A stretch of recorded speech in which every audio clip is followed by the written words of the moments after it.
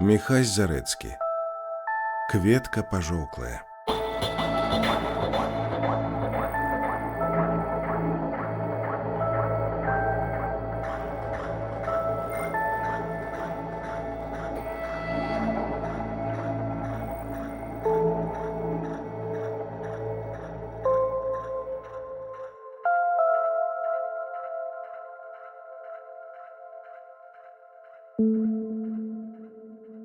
Частка першая.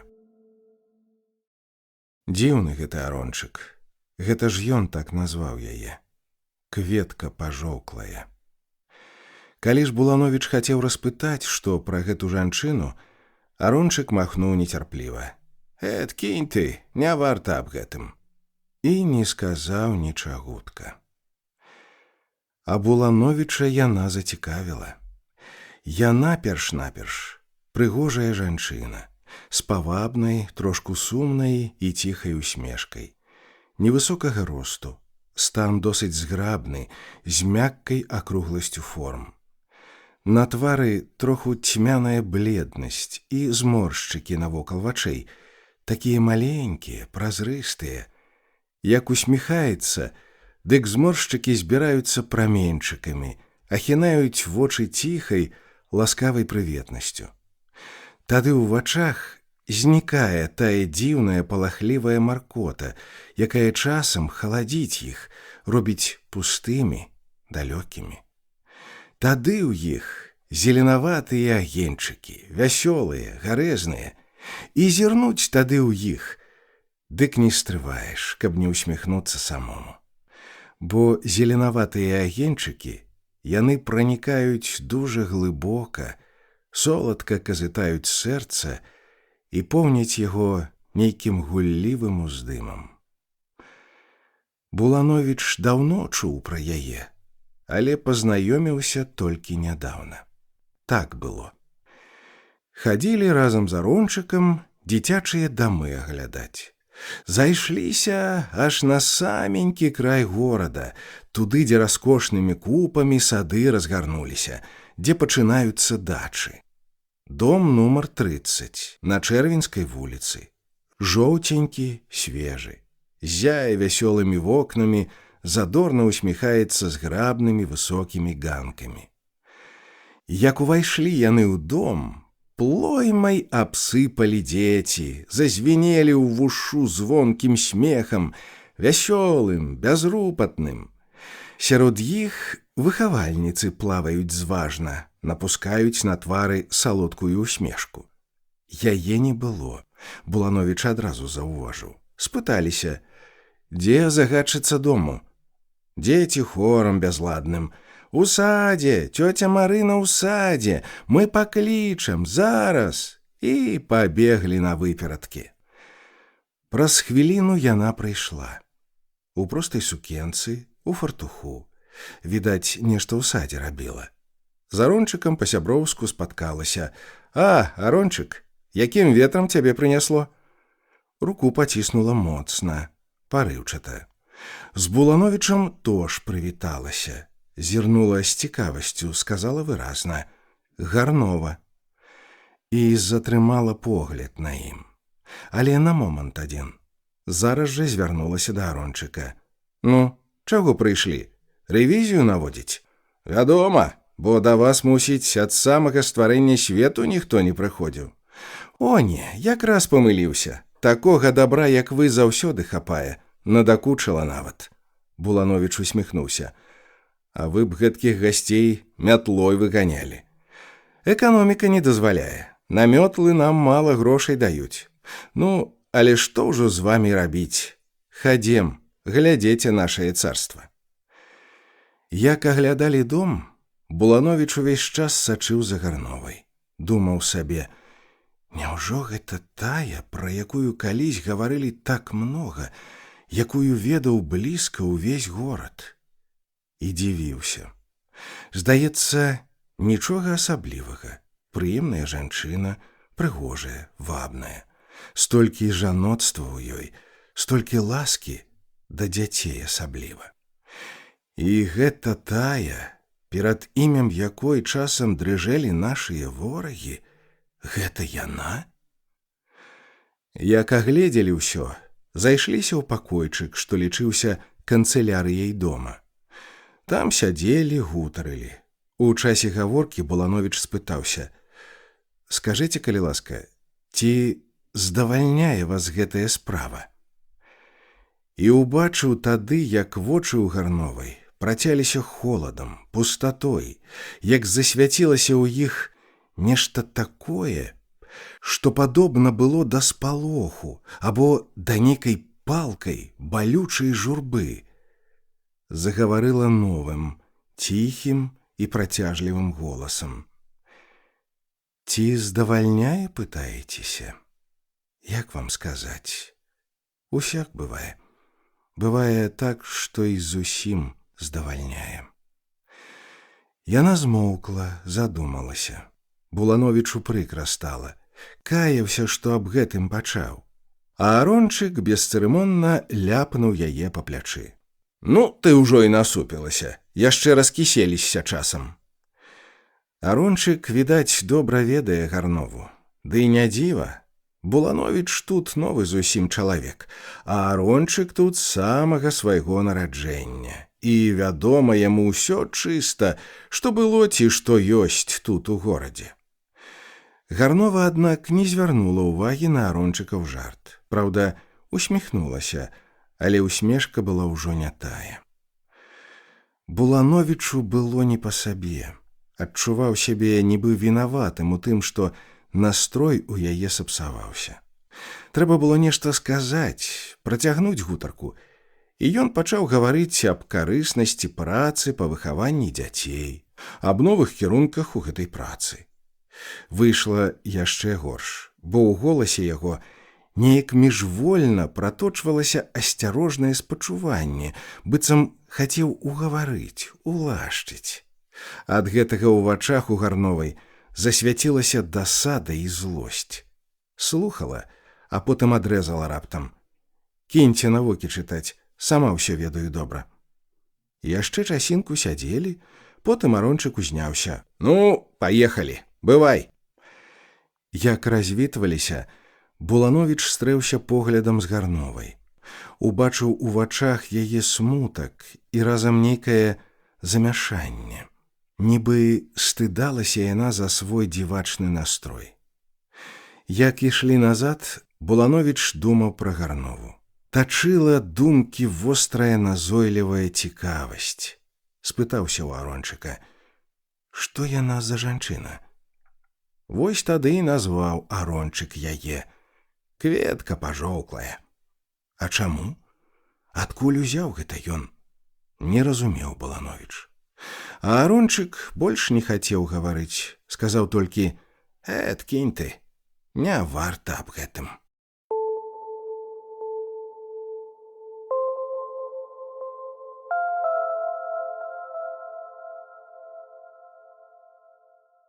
Частка другая.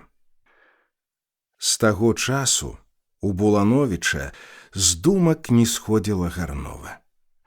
Часам сам сабе дзіваваўся, чаму гэтак моцна і глыбока запаў у душу яе вобраз. Ды так упарта станоўка думкі гняце, мігціць заўсёды ўваччу плямай нязводнай, не пазбыцца ніяк. Мо закахаўся. Смешна рабілася самому з гэтыя думкі. Закахаўся. Ды не, гэта не тое. Гэта бывае не так. Ён жа ведае добра, што значыць кахаць. Было калісь гэта. Тады летуценні, парыванні, кров агнём бушуе, бурліць непакойна. А тут не, тут проста цікавасць нейкая. Але цікавасць глыбокая, моцная, якая пераходзіць у назойлівую, дакучлівую патрэбнасць. Хочацца выведаць усё, разгадаць, хочацца бліжэй падысці да яе, прыгледзецца, у самае нутро пранікнуць, каб пазнаць, што дзеецца там глыбока-глыбока, пад гэтым халодным, нібы палахлівым бляскам зеленаватых вачэй.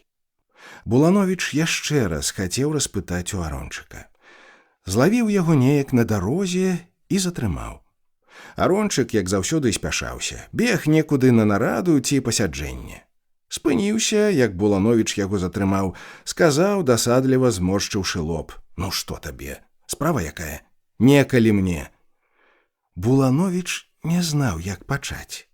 Хацеў, каб як неўзаметку, а тут ён адразу пытаецца. Хацеў нават змоўчаць, але так моцна жадалася пачуць, што якое пра Гарнову.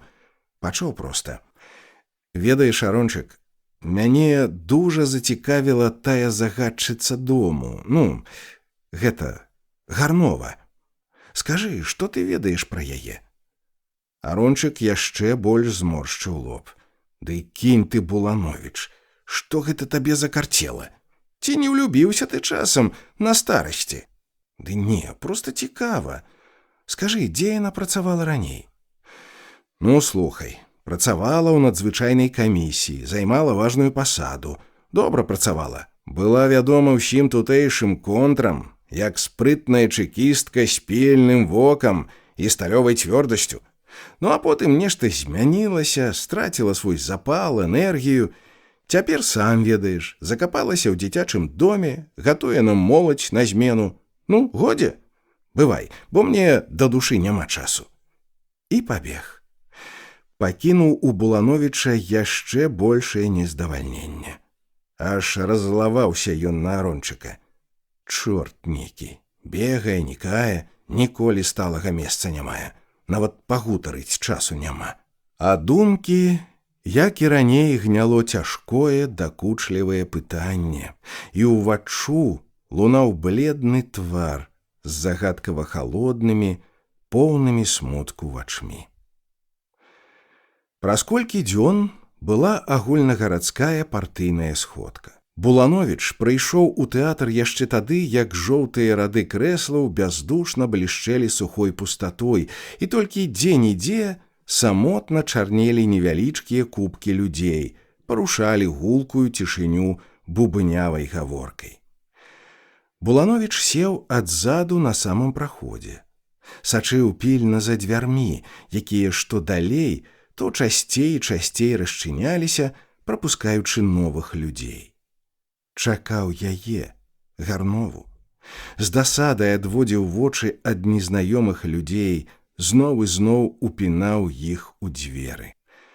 Прабег Арончык у грунь з партфелем пад пахай. На хаду прывітаўся з ім, нібы здзівіўся. «Ты тут ужо?» «Тут», — адказаў Булановіч, і рад быў, што Арончык пабег. Чамусьці прыкра было, не хацелася з ім цяпер гаварыць. Зала ўсё напаўнялася, гудзела аднамерным бурлівым гоманам. У ім разбаўляліся, танулі ўсе паасобныя зыкі, блыталіся ў дзівосным бязладдзі. Толькі часам звонкі жаночы смех узлятаў рэзкім зыкам і вызначаўся сярод агульнага гуду. Булановіч усё пазіраў непакойна на дзверы. Ужо пачало мітусіцца балюча ў вачах, ужо не людзі, а плямы аднастайныя, прыкрыя. Хацеў адвярнуцца, але раптам угледзеў Гарнову. Яна яго пазнала, заўважыла, падышла да яго. «Добры вечар. Ці пазналі мяне?» «Вядома, пазнаў. Добры вечар. Сядайце». Яна села побач. Раптам чагось засмяялася, зірнула на Булановіча вясёлым іскрыстым поглядам. Бліскучыя вочы убраліся тонкай сеткай прыветных маршчынак, працялі гарэзным агеньчыкам. Булановіч здзівіўся. «Чаго вы?» «Успомніла, як вы былі ў нас. Помніце, вы мне гэтак сур'ёзна тлумачылі, быццам угаварвалі?» «Ды не, я проста выкладаў сваю думку, я ж не ведаў, што вам не падабаецца, калі чалавек сур'ёзна гаворыць». «А вы, мусіць, любіце сур'ёзна гаварыць? І заўсёды так?» «Таксама, мусіць, як вы, заўсёды жартуеце». «Не, я часам тож сур'ёзна магу». Булановіч хацеў нешта сказаць, але ў гэты момант узнялася заслона і пачалася сходка. Нейкі час сядзелі моўчкі, слухалі ўважна, што гавораць. Булановіч заўважыў на сцэне Арончыка, паказаў Гарновай. Глядзіце, ён і там не ўседзіць спакойна, круціцца, як верацяно. Яна ўсміхнулася, не адказала нічога, а праз хвілінку нахілілася да яго, спыталася ціха: «Слухайце, ці любіце вы сходкі?» «Як гэта ці люблю? Я нават не ведаю, як гэта можна сходкі любіць. Можна справу любіць, часткай якой і сходкі з'яўляюцца». «Не, я дык люблю сходкі, асабліва калі вялікія, дзе многа людзей, дзе ў бурлівым уздыме выяўляецца агульная згода, дзе чалавек разбаўляецца ў масе, губляе сябе, забываецца на сваё асабістае і жыве, поўніцца гэтым агульным уздымам. Там неяк робішся смелым, адважным, пазбаўляешся ўсякіх сумненняў, усякай жудасці жыццёвай». Яна троху змаўчала, падумала. Калісь было многа такіх пекных хвілінак. Цяпер не тое, цяпер неяк шэрае ўсё. Нудна часам. Булановіч зірнуў на яе з цікавасцю, але сказаў нібы зусім безуважна: «Усяму свой час. Цяпер, вядома, мінуліся гэтыя, як вы кажаце, пекныя хвіліны. Затое працы цяпер не менш, і нудзіцца часу няма». Яна быццам не чула яго слоў, угледзелася некуды ў прасцяг задуменным поглядам, потым зноў загаварыла: «А дрэнна аднаму, цяжка, думкі розныя, пустата.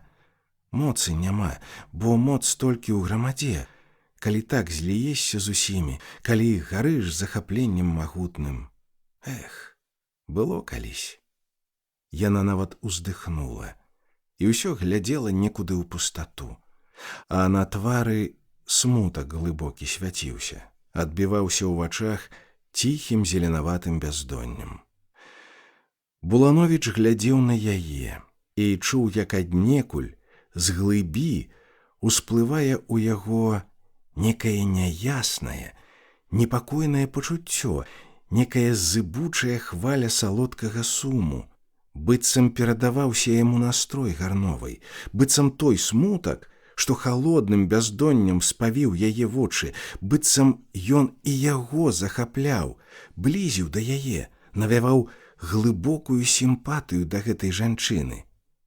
Булановіч зрабіў над сабой патугу і абярнуўся да сцэны. Гвалтам прымушаў сябе слухаць прамоўцу, стараўся укласці ў мазгі кожнае слова, кожную думку, каб толькі развеяць гэты непатрэбны настрой.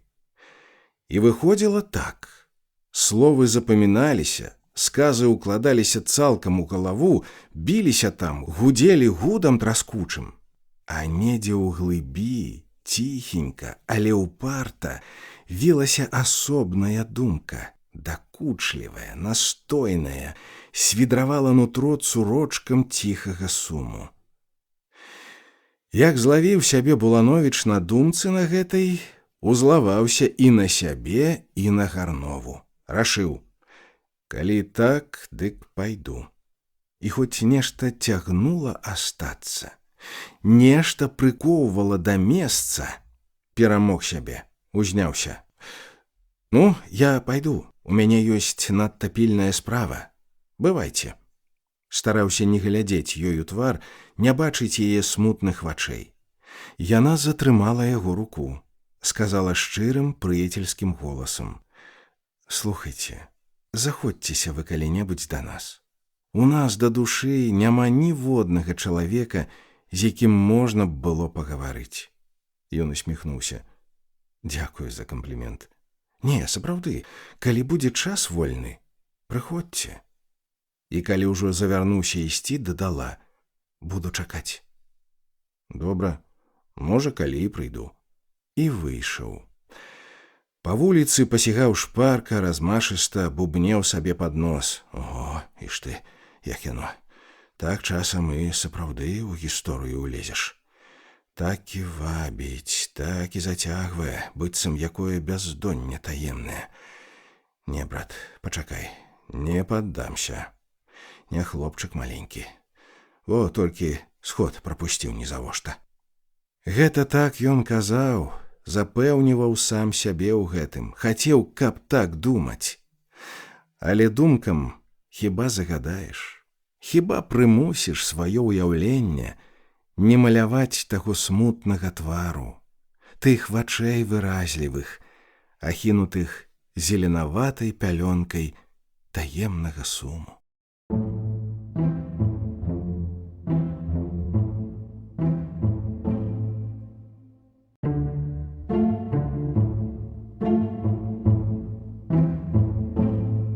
Частка 3. «Дядька Буланович, вам тётя Марына запіску прыслала». Буланович няўцямна зірнуў на маленькую дзяўчынку. Адразу нават не ўспомніў, не зразумеў, у чым справа. Потым схапіўся. Гарнова. Узяў невялічкі кавалак паперы, разгарнуў.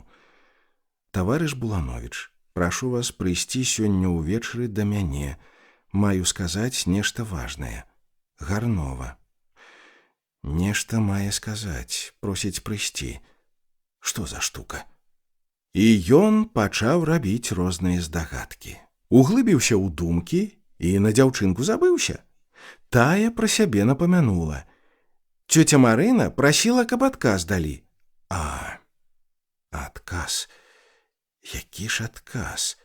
Пайсці ці не? Але чаго ж там? Баіцца ён хіба, ці што? Вядома, пайсці. Нават цікава, што скажа яна. Перадай, што добра. Бывайце. У Булановіча думкі роілам завіхрыліся, зблыталіся ў зыбучы бязладны клубок. І толькі да болю яскрава, выразна стаяла ў галаве турбуючым гнётам. Што яна скажа? Цэлы дзень мардаваўся сярод плоймы напружаных думак, здагадак. А як горад ужо захінуўся ў душную вопратку летняга вечара, пайшоў да Гарновай. Дзіўна бывае ўвечары на ўскраіне горада. Па завулках крыўлястых, вузенечкіх, па куточках прытульных. Змрок нікае неяк старожка, цікуючы, хавае ў сябе пад палой усё чыста. На абрысы прадметаў воўну накладае густую, робіць іх акруглымі, мяккімі, абымае, сціскае будынкі чарнатой непрагляднай, цалуецца з вокнамі, бліскучымі засланкамі. І ціха, бязлюдна ў завулках глухіх. Як ідзеш, толькі гукі ўласных крокаў раскідаюцца гулкай чаргой, прабіваюць пухкі застой цішыні. Ды і часам насустрач, пераборам блытаным, прыляцяць з-за рога нечаканыя крокі нейкай кампаніі, і дружная гутарка, смех раптам абудзіць напружаны спакой. Выбухне ўраз з маўклівае цемры, празычыць над вухам і неўзабаве сціхне недзе адзаду. Здалёк яшчэ раз адгукнецца гулліва прарэзлівым смехам. Булановіч ледзь адшукаў той дом, дзе калісь быў разам з Арончыкам, а знайшоўшы, часінку стаяў, не важыўся ўваходзіць. Збіраў думкі да ладу, апошні раз меркаваў, як яму лепш абысціся з Гарновай. Потым узняўся на ганак, таргануў моцна званок. Выйшла незнаёмая жанчына, мусіць, з выхавальніц тутэйшых. Яго, пэўна, пазнала, бо запрасіла адразу. Заходзьце. І павяла некуды ў задні пакой. Перад дзвярмі Булановіч спыніўся, азірнуўся здзіўлена. З-за дзвярэй няслася жвавая гутарка, смех. Відаць, сышлася нейкая вясёлая кампанія. Але ўжо позна было разважаць. Увайшоў следам за жанчынай, што яго прывяла. Перш-наперш убачыў Гарнову. Сядзела на крэсле каля стала і глядзела на яго упартым гарэзлівым поглядам. На твары весялосць, задорнасць гуллівая, з вачэй праменнем іскрыстым пырскае смех. А вакол яе колькі дзяўчат, хлопцаў таксама. Адзін асабліва яскрава адбіўся ўваччу Булановіча. Сядзеў ён воддаль, асобна. Яшчэ малады, але лысы. Лоб закаціўся на самае цемя. На папяляста-шэрым твары разліта сумная летуценнасць, журба ціхамірная. Здавалася, некае ціхае гора яго ахінула, прыціснула, налажыла на твар сваю цяжкую пячатку. Як увайшоў Булановіч, усе на хвілінку сціхлі. Вітаючыся з ім, шчупалі прыкрымі цікавымі поглядамі. А потым зноў загаварылі, не зважалі больш на яго. Булановіч сеў воддаль і не знаў, што рабіць. Расло ўнутры нездавальненне, лаяў у думках сябе, што прыйшоў, і меркаваў, як бы хутчэй уцячы. Гарнова падышла да яго, села поплеч. «Я думала, вы не прыйдзеце. Я чакала вас дужа. Сапраўды». Булановіч зірнуў на яе здзіўленнем. «Я не разумею ўсё-такі, што можа ў вас быць такога, аб чым пільна трэба сказаць мне». «Ёсць нештачка. Не надта пільнае, праўда, але не, дужа пільнае. Такое, з чым нельга чакаць, з чым я не магу, не ўмею чакаць». Вочы яе загарэліся шчырым агнём. Булановіч адвярнуўся, не мог глядзець у гэтыя вочы. Цягнулі яны да сябе чароўным магнэсам, абуджалі ў грудзях бурлівае, палкае. «Дык я спадзяюся, вы скажаце зараз гэтае нештачка». «Зараз? Не, гэта не можна. Не скажу». «Дзякую. Дык нашто ж я цягнуўся сюды вярсты дзве? Хіба на тое, каб пабачыць гэтую вашу кампанію?» Яна нібы засмуцілася, праказала пакрыўджаным голасам: «Няўжо вам так цяжка прыйсці да мяне? Дык не варта было сябе турбаваць. Не пайшлі б і годзе». Булановіч падумаў і прызнаўся самому сабе, што схлусіў, што ішоў ён сюды не толькі за тым, каб пачуць гэтае нешта. Проста цягнула, каб пабачыць яе, каб пабыць з ёй, пагутарыць. І сорамна троху зрабілася. Праказаў нібы ў замяшанні: Не ў тым, але многа работы, час дарагі». Падумаеш, многа работы. Хлусіце вы, во што. Не, выбачайце, вы не маеце права мяне дакараць за гэта, бо не мелі яшчэ часу пераканацца ў тым, што я здольны гаварыць няпраўду. Ведаю я вас усіх». Маўчалі хвілінку. Яна ўтаропіла вочы ў падлогу, думала аб нечым, церабіла нервова сукенку. А Булановічу чамусьці весела стала, захацелася гаварыць. Аб глупстве якім, аб драбніцах, абы не маўчаць. Ён запытаў жартаўліва: «А гэта ў вас, мусіць, вялікі сакрэт, трэба гаварыць пры зачыненых дзвярах?» «Вядома, затым я вам сёння і не скажу нічога». «Слухайце», — раптам пачала яна сур'ёзна і шчыра, «вы выбачайце, але гэта выйшла зусім неспадзявана. Я сапраўды хацела пагутарыць з вамі. Мне хочацца многа чаго сказаць вам, але сышліся вось гэтыя. Прынясла іх нялёгкая.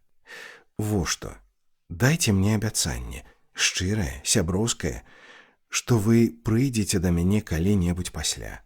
Самі, ведаеце, без запрашэння. Добра?» Булановіч троху падумаў. «Добра, прыйду. Не думайце, што мне так ужо прыкра прыходзіць да вас. Ну, вось і добра. Тады я скажу вам нештачка. Абавязкова скажу». Яна зірнула на яго ваблівым хітраваным поглядам, які ў Булановіча узняў унутры прыемнае абуджэнне, прымусіў яшчэ раз сказаць: «Добра, прыйду». Потым гаварылі аб чым пападзя.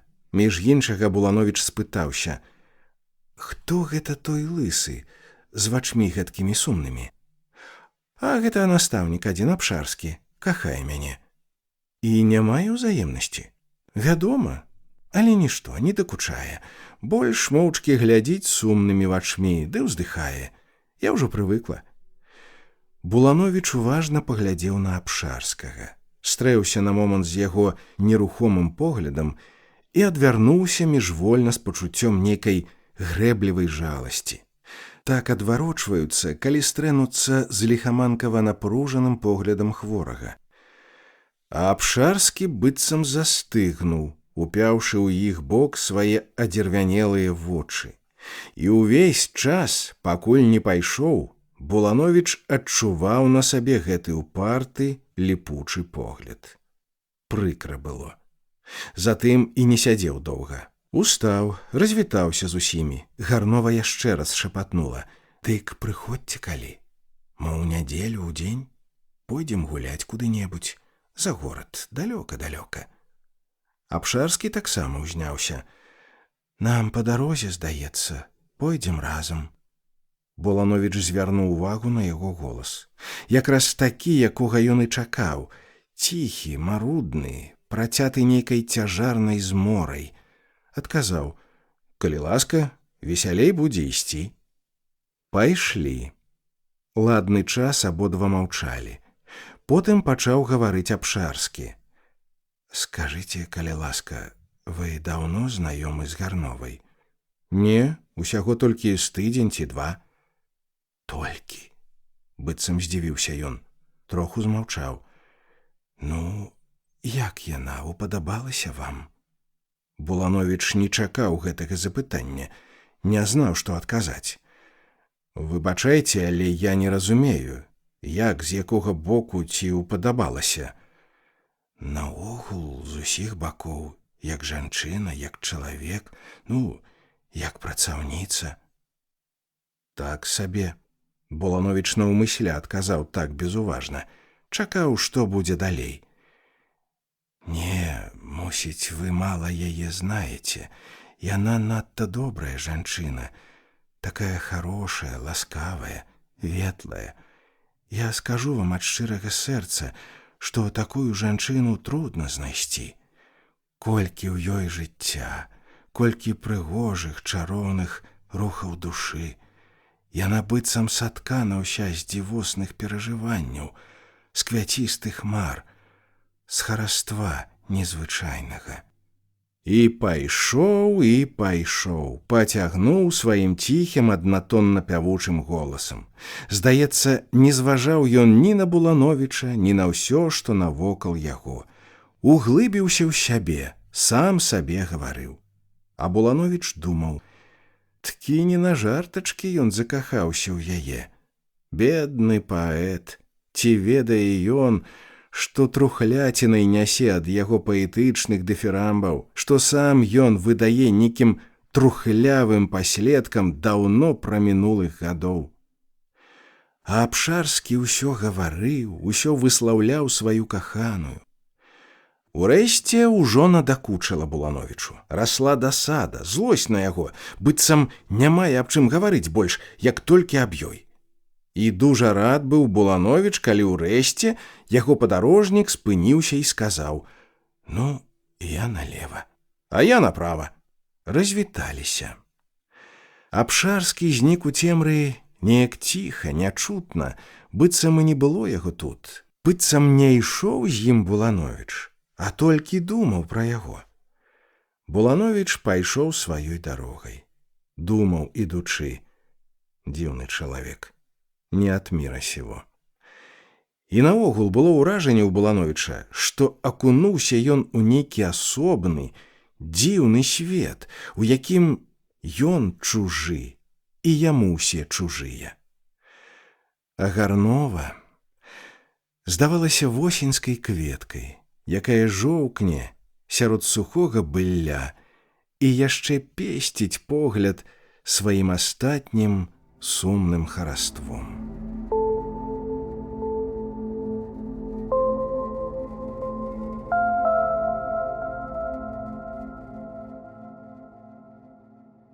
Частка 4. За горадам бесканцовай стужкай выпрасталася чыгунка. Стужка жоўтая, з паскамі чорнымі, з дзвюма жалезнымі цвёрдымі жыламі. А прайсці з паўвярсты па чыгунцы ўдалеч, там лес разгарнуўся абапал, на чыгунку ўспёрся, сціскае яе, хавае зайздросна ў сваім гушчарным нутры. Стромкі сухі бор. Блішчыць свежай жоўцю ствалоў, песціць погляд сваёй цёмнай прытульнай зелянінай і звініць звонам напружна ціхім, празрыстым. У гэты бор пайшлі Булановіч з Гарновай. Ішлі па гладкім абрусе чыгункі, любаваліся шырокім, вольным прасцягам. У Гарновай твар свяціўся радаснай свежасцю, вочы блішчэлі маладым захапленнем. Булановічу яна падабаецца сёння. Сёння ў ёй многа хараства, многа дзівоснай павабнасці. Сёння Булановіч не зводзіць вачэй з яе твару, смагла ловіць тонкія рухі яго і адчувае, як нутро соладка растапляецца, расплываецца ў прыгожым, яскравым пачуцці. Як увайшлі ў лес, Гарнова спынілася. Вы не ведаеце, як я люблю чыгунку. Я бачу ў ёй нешта вялізнае, дужае. Мне часам здаецца, што гэта людзі пабудавалі сабе шлях да новага, невядомага жыцця. Забудзешся часам на тое, што станцыі ёсць, паўстанкі, раз'езды, што канец ёсць гэтай магутнай гадзюцы. І здаецца тады, што каб пайшоў па ёй, пайшоў далёка-далёка, не спыняючыся, не азіраючыся, дык бы і прыйшоў у тое новае жыццё. А яшчэ могілкі я люблю. За іх спакой, цішыню. Бо часам дужа хочацца гэтага спакою. Але чыгунка бліжэй мне, больш захапляе. Ведаеце што? Я памру на чыгунцы. Булановіч міжвольна здрыгануўся. Не словы здзівілі яго, а тон, якім былі яны сказаны. Так сур'ёзна, так пэўна яна іх сказала, і ў вачах у яе Булановіч угледзеў тую дзіўную, халодную пустату, якую бачыў у іх у часе першага знаёмства. Ён хацеў нешта сказаць, але Гарнова не дала.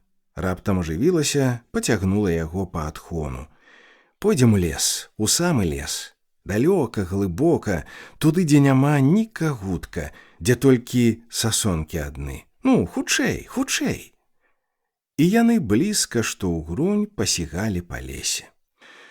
Пад нагамі мякка паслаўся мохавы дыван. Як ступаеш, угінаецца пухка, падатна, запахла смалой. Лес ахінуў цішынёй глыбокай старожкай. Булановіч затрымаўся. Дык куды ж мы, слухайце?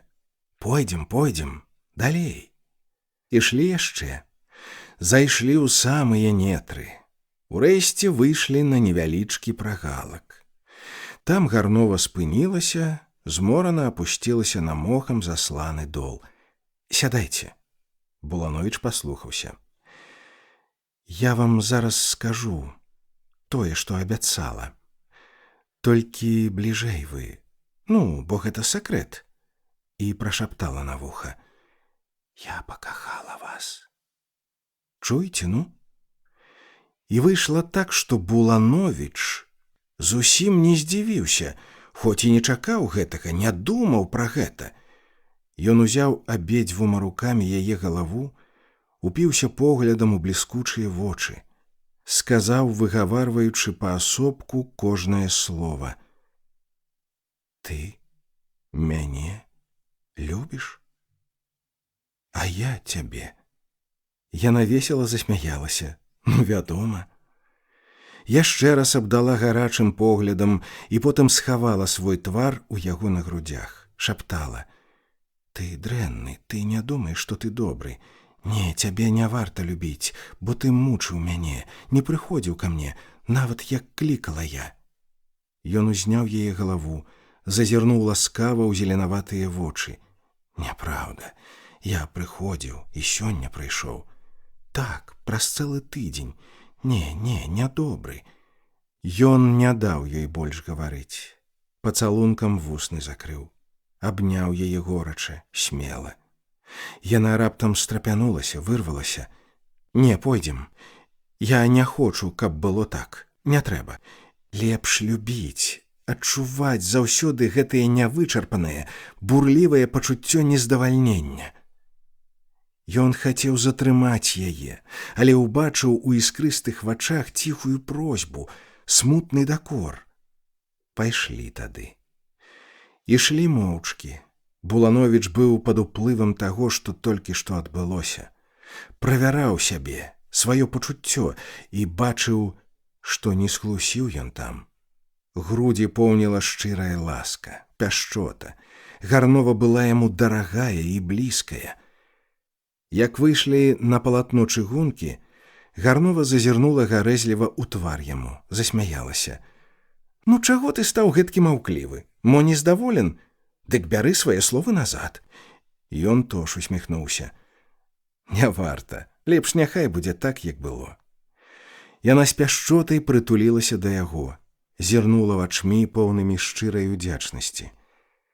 Далей да самага дома гаварылі аб усім усякім, жартавалі. Як падыходзілі к дзіцячаму дому, Булановіч убачыў на ганку фігуру Абшарскага. Ён упяў ім насустрач свой сумны, нерухомы погляд. Булановічу неяк прыкра зрабілася, а Гарнова нібы што. Падышла да яго, па-сяброўску руку цісканула. «Вы ўсё сумуеце, мой рыцар няўцешны?» Твар Абшарскага асвяціўся шчаслівай усмешкай, а ў бліснуўшых раптам вачах Булановіч прачытаў усё тое, аб чым калісь так дакучліва пеў яму гэты незадачлівы палюбоўнік. І Булановіч падумаў: ці ёсць у каханні маім хоць палавіна таго, што цвіце ў грудзях гэтага недалужнага чалавека.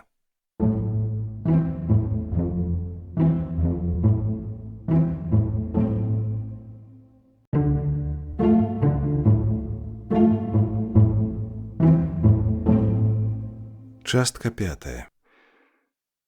З таго часу заўладала Булановічам пачуццё. Ён доўга думаў аб тым, як назваць яго, як растлумачыць, і кончыў тым, што прызнаўся сам сабе. Гэта любоў. Мо трэба было б неяк іначай назваць яго, іншую даць яму назву, але слова такога няма. І разважаў Булановіч. Якая бедная наша мова людская, колькі розных разуменняў прыходзіцца пакрываць адным словам — любоў. І пяшчотная ласка маткі да дзіцяці свайго, і адважная, шчырая адданасць барацьбіта сваёй справе, свайму калектыву, і гэтае агнёвае, бурнае, што кроў растапляе ў жылах, што грудзі віхурыць прагавітым жаданнем. Усё любоў. І дзівіўся Булановіч, чаму гэткія зусім непадобныя пачуцці адным словам названы. А сэрца тым часам рабіла сваё дыктавала.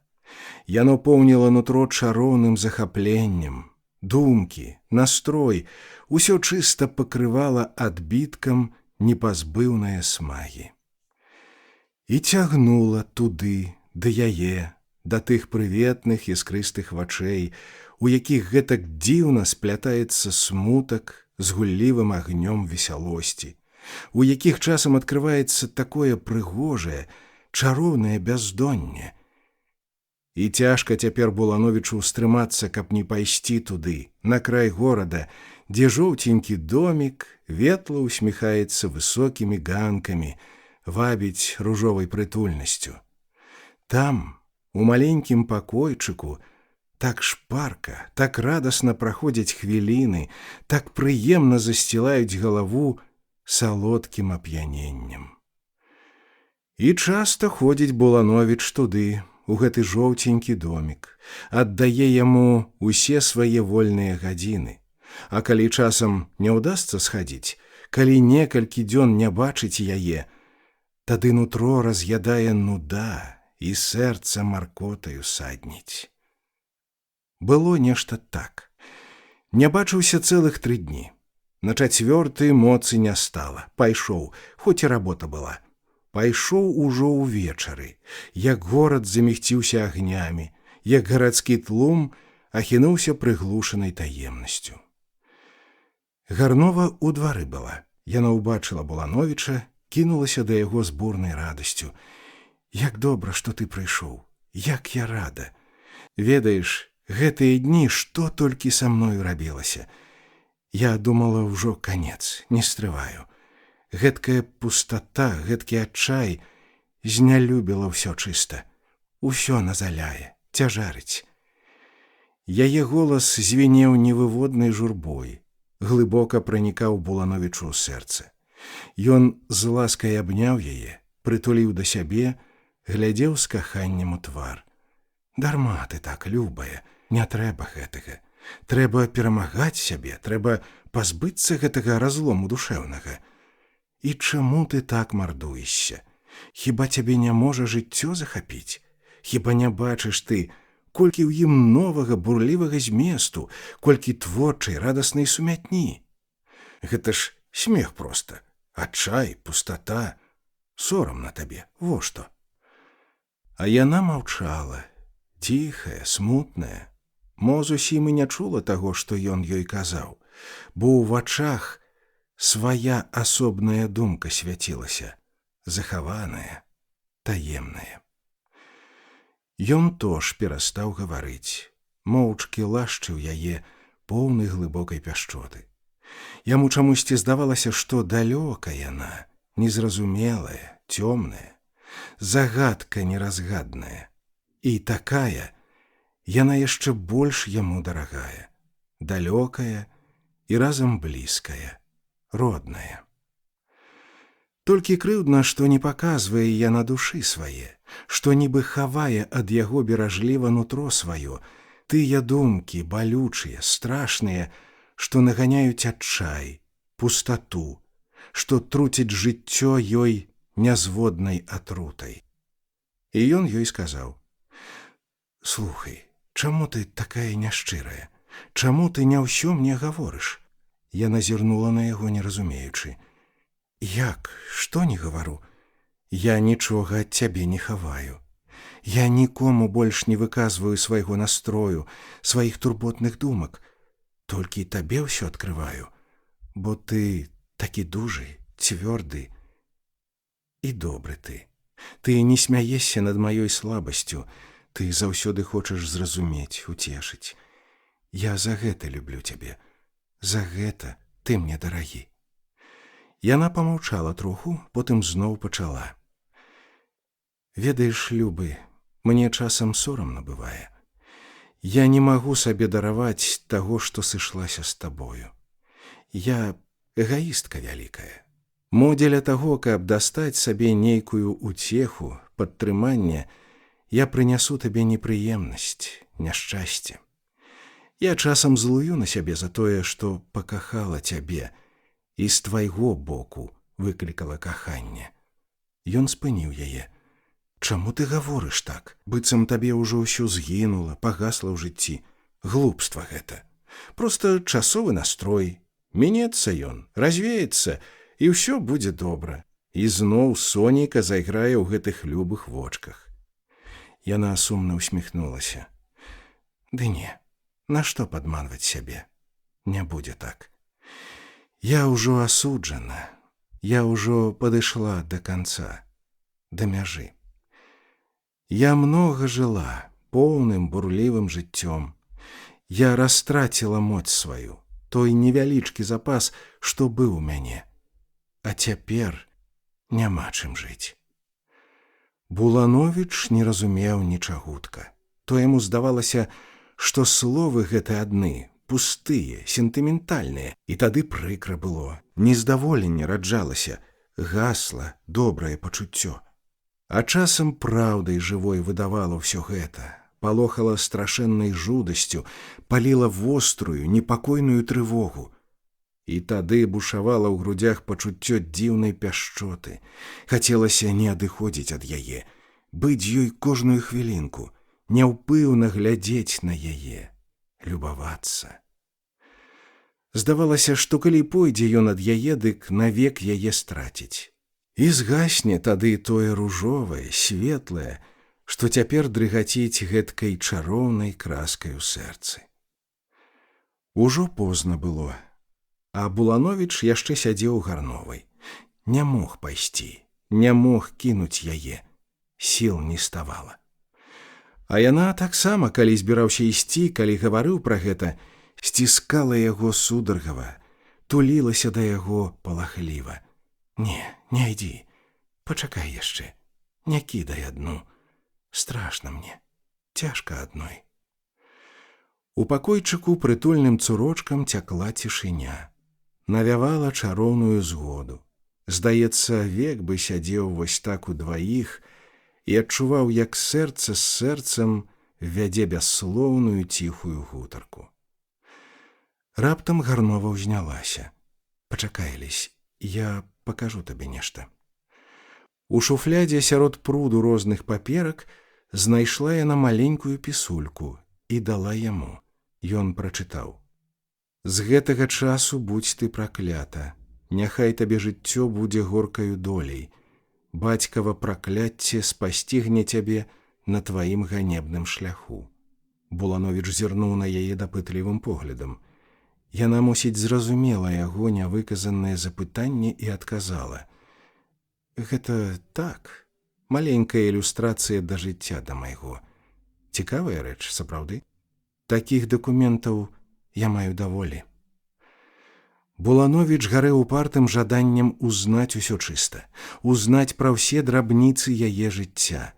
Здавалася, што абы ўзнаў ён, і зараз жа знойдзе тое, што дасць выхад з тупіка, у які яна трапіла, што знішчыць яе глыбокі адчай.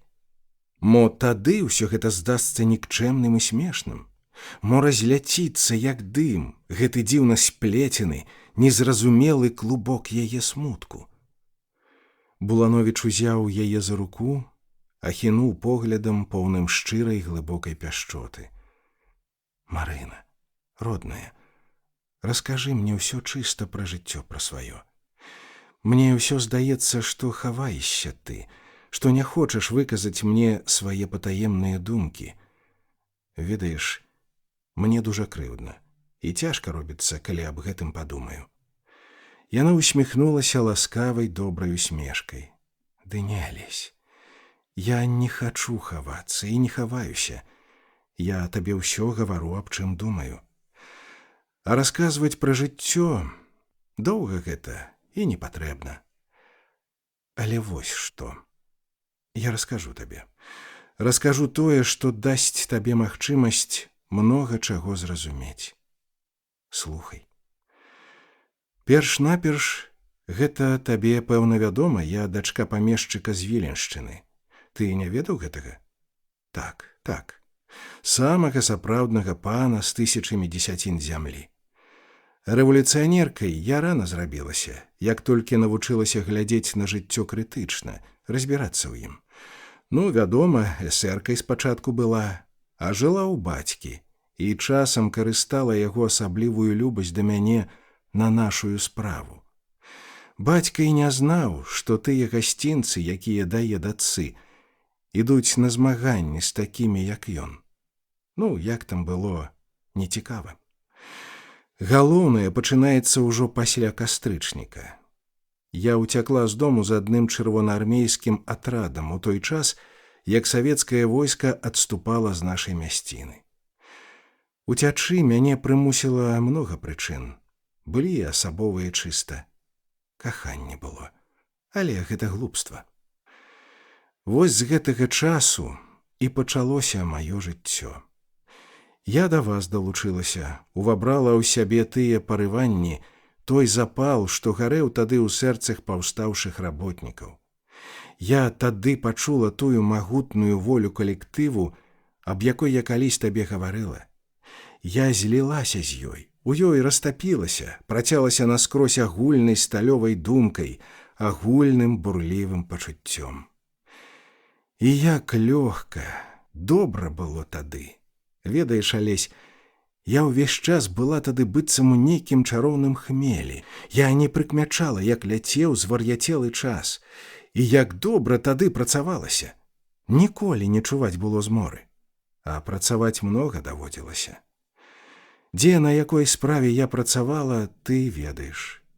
І вось нешта раз я атрымала ліст ад бацькоў. Тады нішто яшчэ. Лаяліся, вядома, заклікалі вярнуцца назад. Я адказала ім. Напісала вось так, слова ў слова: «Не лічыце мяне вашай дачкой». Мне тады проста смешна было з усяго гэтага.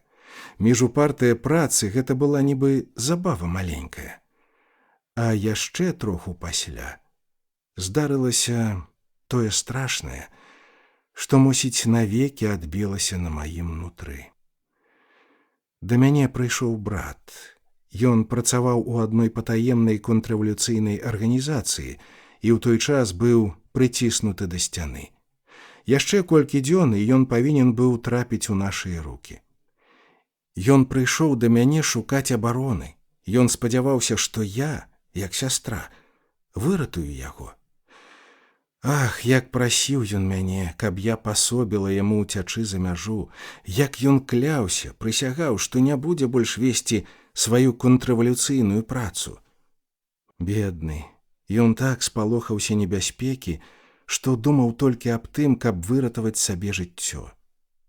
Мо каб хто чужы так прасіў, я б не ўстрывала, дала яму ратунак. Але гэта быў брат, а ў той час нікога я не лічыла такімі ворагамі, як сваю радню. Яго расстралялі. Так, я сама падпісала смяротны прыгавор. А ўсё-такі я многа тады змагалася сама з сабой.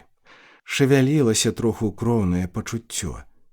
Мае рукі дрыжэлі, як у ліхаманцы, калі я падпісвала гэтую страшную паперку. Хутка пра гэта дома прачулі. Тады вось і пераслаў мне бацька гэту пісульку. І ведаеш, цяжка мне стала, як я прачытала яе. Быццам нешта навалілася на мяне, прыдушыла страшэнным, жудасным цяжарам. Праўда, я хутка пазбылася гэтага пачуцця. Я затапіла яго у моры напружанай ліхаманкавай працы. Але след застаўся. Я пачала часам задумвацца, чагось сумаваць, і пачула, як ліпучай павучынай пачынае абвязваць мяне страшэнная змора. А разам раджалася пачуццё адзіноты, нездавальнення. Апала навальніца бурлівая. Жыццё пачало ўкладвацца ў сталыя рамкі. Пачалася другая работа, руплівая, нудная. Я лішняй пачула сябе, не магла прыстасавацца да гэтае новай працы. І заззяла чорным бяздонням у душы пустата. Холад ахінуў, сумна так стала.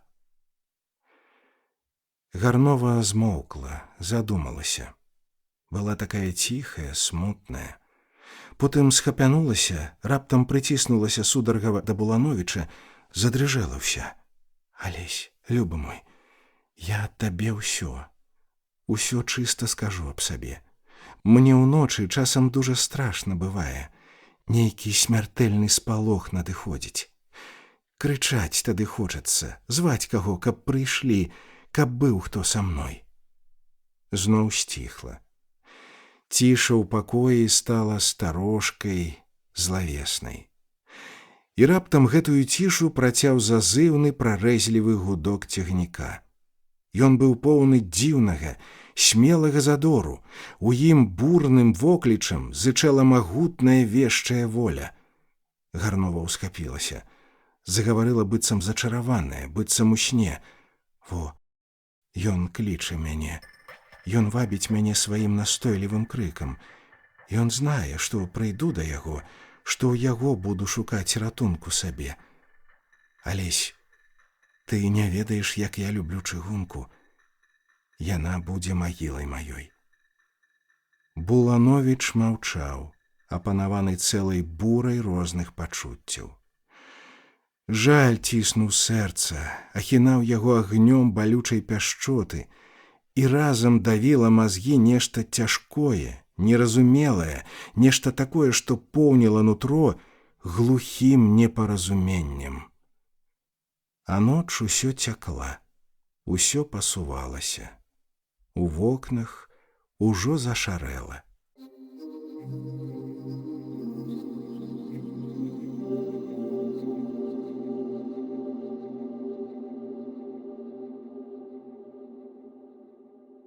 Частка 6. Сягоння замардаваўся Булановіч. Цэлы дзень упартай, рупатлівай работы падарваў сілы. Як прыйшоў урэшце дамоў, паваліўся на ложак зняможаны. Па целе прыемнаю хваляй расцяклася цягучая млявасць, а ў галаве зыбучай пялёнкай захістаўся туман. Сон цяжэрна звесіў павекі. Ужо ледзь не заснуў Булановіч, але раптам нехта ў дзверы паляпаў. «Увайдзіце». Памалу адчыніліся дзверы, і ўсунуўся сваёй даўгалыгай нязграбнай фігурай Абшарскі. Яго Булановіч ніяк не чакаў і надта здзівіўся. А Абшарскі прывітаўся, сеў ля стала і пачаў маўчаць. Булановіч тож нічога не гаварыў, сачыў за ім моўчкі. Чуў, што нездарма Абшарскі прыйшоў, што мае нешта сказаць. І дужа карцела пачуць гэта нешта, але нядобра было запытацца. Чакаў, каб сам ён пачаў. Урэшце Абшарскі пачаў сваім ціхім маркотным голасам. «Таварыш Булановіч, я прыйшоў да вас пагаварыць аб надта важнай справе. Калі ласка, я ведаю, вас дужа здзівіць тое, аб чым я скажу вам, але усё роўна, я павінен гэта зрабіць». Ён ізноў памаўчаў, быццам падбіраючы словы. «Во што, таварыш Булановіч, я хачу з вамі пагаварыць аб Гарновай. Калі ласка, я слухаю». А сам падумаў, прэтэнзіі хіба хоча свае заявіць. Ахапіла цікавасць, з нецярплівасцю чакаў, што скажа далей Абшарскі. «Таварыш Булановіч, я не ведаю, як вам гэта лепей сказаць. Я хачу прасіць вас, каб вы жаніліся на Гарновай». Булановіча нібы варам абдалі. Усяго ён чакаў ад Абшарскага, толькі не гэтага. Глядзеў на яго, няўцямна выпяўшы вочы. Абшарскі неяк замітушыўся, заварочаўся на месцы. «Вас гэта дужа здзівіла? Я знаў, што так будзе. Мне цяжка было гаварыць аб гэтым, але вы паслухайце. Я вам скажу ўсё. Бачыце, я люблю яе, дужа люблю.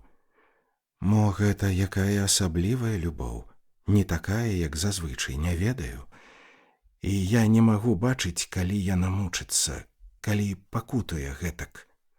Выбачайце, а чаму вы думаеце, што калі я з ёй ажанюся, дык яна не будзе мучыцца? Я знаю, я пэвен у гэтым. У яе гэта з адзіноты. Ёй трэба такі чалавек, які быў бы каля яе, які б яе падтрымаў, памог пазбыцца таго адчаю, які часам яе ахапляе». Булановіч яго перапыніў. «Выбачайце яшчэ раз. А чаму вы думаеце, што гэткім чалавекам павінен быць я? Чаму вы, напрыклад, самі не будзеце такім?» Абшарскі ціха ўздыхнуў. «Я не магу. Яна не захоча, бо яна не любіць мяне. А вас яна любіць. Я знаю. Я бачу». Колькі хвілін маўчалі абодва. Потым ізноў Абшарскі пачаў. «Таварыш Булановіч, вы павінны зрабіць гэта. Я вас дужа прашу. Ратуйце яе, не дайце ёй загінуць. Яна ж такая добрая, такая любая». Голас дрыжэў у Абшарскага, а ў вачах бліснулі слёзы. Булановічу шкода было гэтага недалужнага чалавека. Хацелася ўцешыць яго, заспакоіць. І дзіўнай, незразумелай здавалася гэткая шчырая самаахвяра, гэткая знявага да самога сябе, гэткая адданасць другому. Ён сказаў яму ласкава. «Слухайце, таварыш Абшарскі, вы ўгадалі, што мяне дужа здзівяць вашыя словы. Вядома, што я пэвен у іх шчырасці. Я надта дзякую вам за вашу даверлівасць. Але сказаць вам што-небудзь я цяпер не магу. Я буду думаць аб гэтым. Абшарскі яшчэ сядзеў колькі хвілін. Ужо выходзячы, сказаў Булановічу: «Я учора ў яе рэвальвер знайшоў. Я адабраў яго». Булановіч міжвольна здрыгануўся. «А яна што?» Яна смяялася. Кажа, гэта я так, для забавы дастала, а страляцца не маю намеру. Як пайшоў Абшарскі, Булановіч яшчэ доўга не спаў. Думкі павадкай біліся ў галаве, уваччу мітусіліся пярэстыя вобразы. Твар Гарновай не сходзіў з памяці.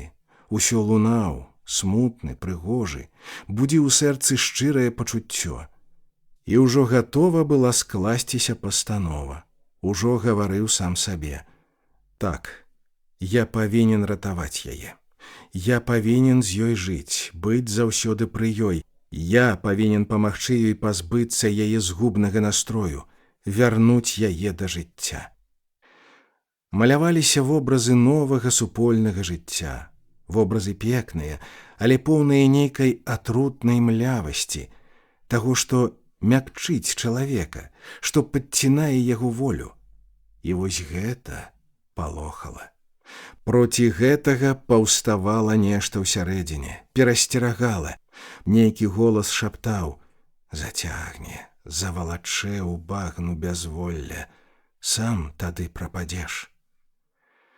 Так цэлую ноч змагаўся з сабой. Заснуў пад самае ранне з пастановай пайсці заўтра параіцца з Арончыкам. Ён добры хлопец, разумны, не памыліцца, дасць добрую раду. Прачнуўся Булановіч гадзіне о 10:00. Наспех выпіў чаю і пабег шукаць Арончыка. Знайсці Арончыка не так было лёгка. Гэта ж такі чалавек, што не можа пабыць на адным месцы. Ён проста кіпіць ад навалы бурлівай энергіі. Ён у клопатах, у працы, знаходзіць сабе асаблівую асалоду. Булановіч злавіў яго недзе на пасяджэнні. Чакаў з паўгадзіны, пакуль кончыцца, потым пайшлі разам.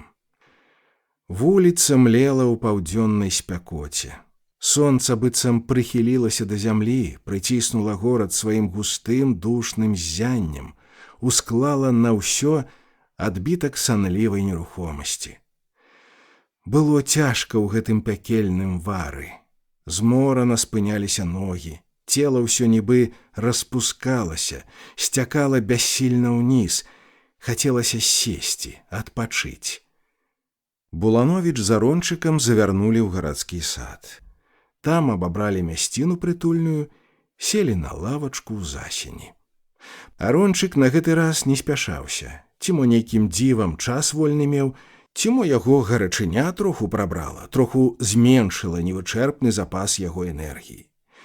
Сядзеў спакойна, уважна слухаў, аб чым апавядаў Булановіч.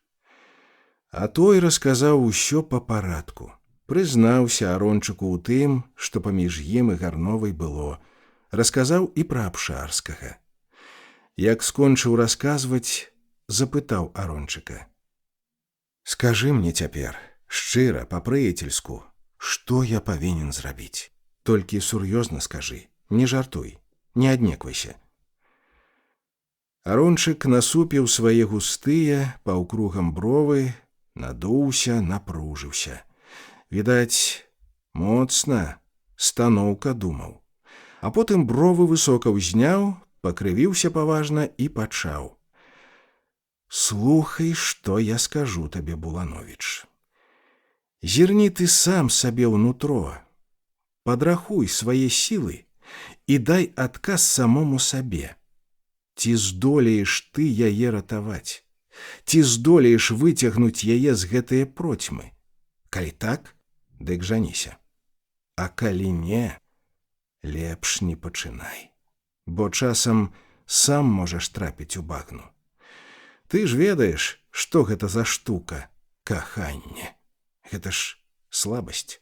Так, слабасць. Гэта такое зелле, якое многа дужых людзей паламала, звярнула іх з пэўнага шляху. Ты добра падумай аб гэтым.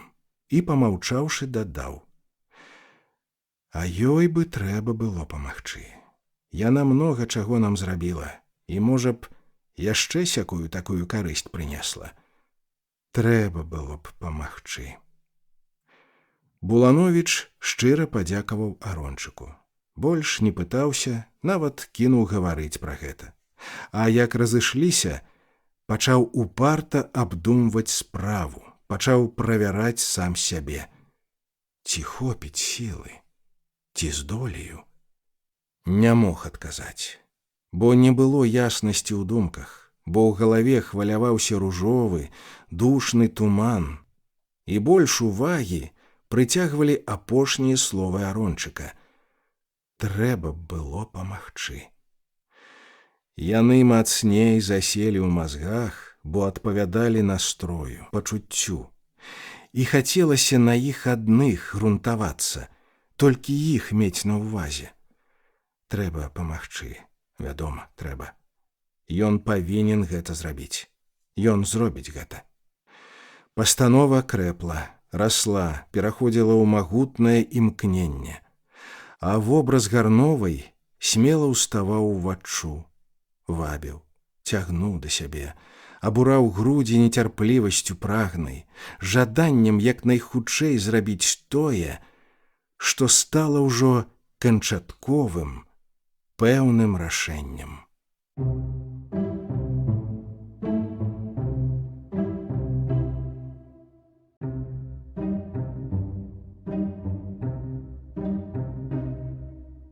Частка 7.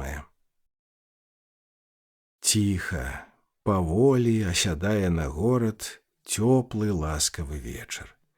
Ахінае ціхай прытульнасцю, шэпча на вуха санлівым шолахам дрэў. Аб чым шэпча?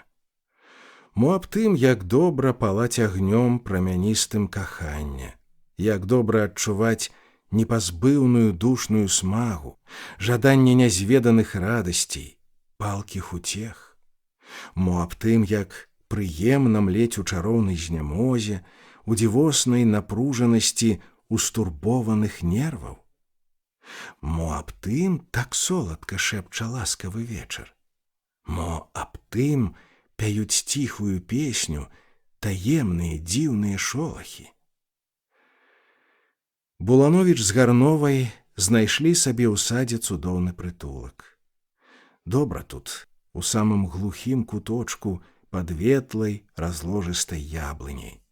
Тут так ціха, што чуваць, як сэрца б'ецца ў грудях.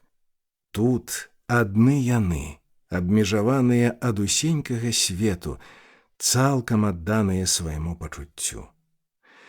Гарнова прытулілася шчыльна да каханка свайго, схавала галаву ў яго на грудях.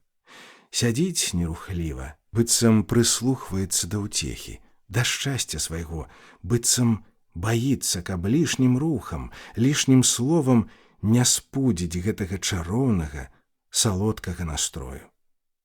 А Булановіч неспакойны. Турбуе назойлівая, упартая думка, не дае спакою.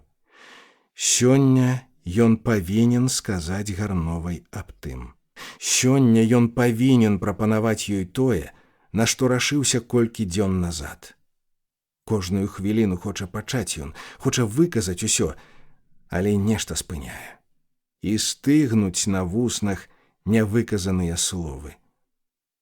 Што яна на гэта? Як адкажа?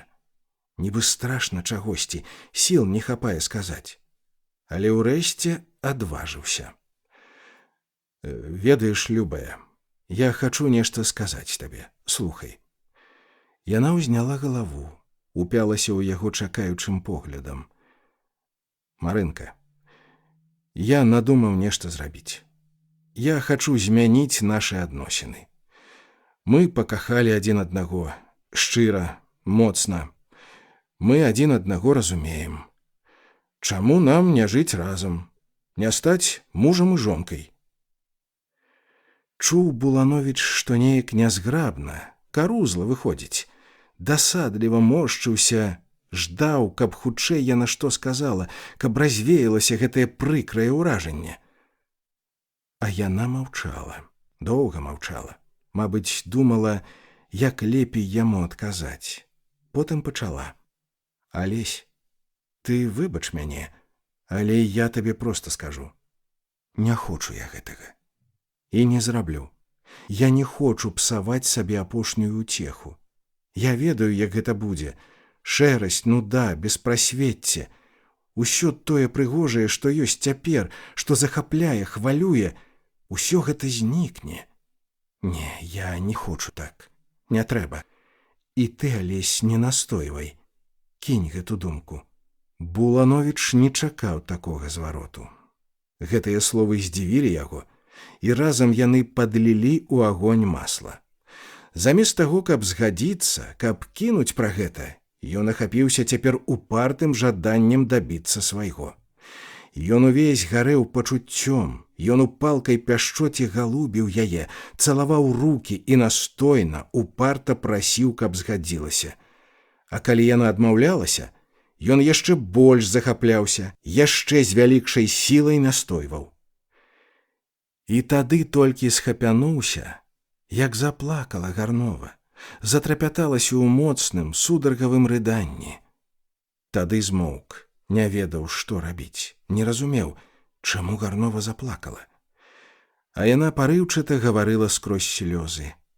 Дрэнны ты, злы, ты мучыш мяне, ты псуеш мне настрой, здзекуешся над пачуццём над маім, і толькі за тым, што табе хочацца так.